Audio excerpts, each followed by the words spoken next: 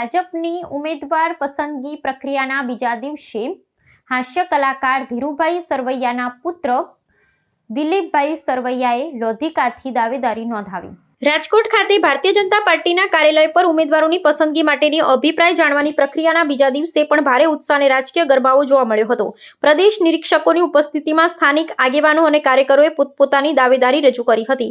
આ પ્રક્રિયા દરમિયાન પક્ષના વિવિધ સ્તરોના હોદ્દેદારોએ નિરીક્ષકો સમક્ષ મંતવ્યો વ્યક્ત કર્યા હતા, જેના આધારે પક્ષ આગામી ચૂંટણી માટે સક્ષમ ઉમેદવારની યાદી તૈયાર કરશે। આજના બીજા દિવસની કાર્યવાહીમાં સૌથી વધુ આકર્ષણનું કેન્દ્ર લોધિકા વિસ્તારની દાવેદારી રહી હતી। રાજ્યના સુપ્રસિદ્ધ હાસ્ય કલાકાર ધીરુભાઈ સરવૈયા પુત્ર દિલીપ સરવૈયાએ લોધિકા બેઠક પરથી ચૂંટણી લડવા માટે વિધિવત રીતે પોતાની પ્રબળ દાવેદારી નોંધાવી છે।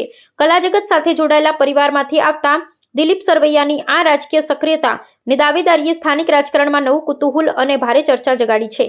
રાજકોટ જિલ્લાની વિવિધ બેઠકો માટે આ પ્રક્રિયા પૂર્ણ થયા બાદ તમામ દાવેદારોના નામો અને તેમની ક્ષમતાનો વિસ્તૃત અહેવાલ પ્રદેશ પાર્લામેન્ટરી બોર્ડને સુપ્રત કરવામાં આવશે। પક્ષની આંતરિક પ્રણાલી મુજબ કાર્યકરોનો પ્રતિભાવ અને ઉમેદવારને જીતવાની સંભાવનાઓને પ્રાધાન્ય આપી અંતિમ નામો પર મહોર મારવામાં આવશે।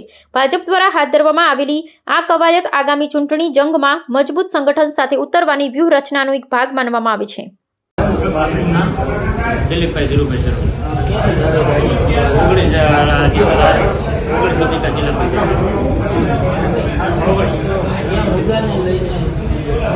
પ્રાથમિક મુદ્દા જે હશે સમસ્યાને લઈને કેટલા સમયથી સક્રિય છો ભાજપમાં? કેટલા સમયથી તમે ભાજપ સાથે જોડાયેલા? 2010 થી ભાજપ સાથે જોડાયેલા। પપ્પાનો 100% સપોર્ટ છે અને એના માર્ગદર્શન હેઠળ ચૂંટણી લડી।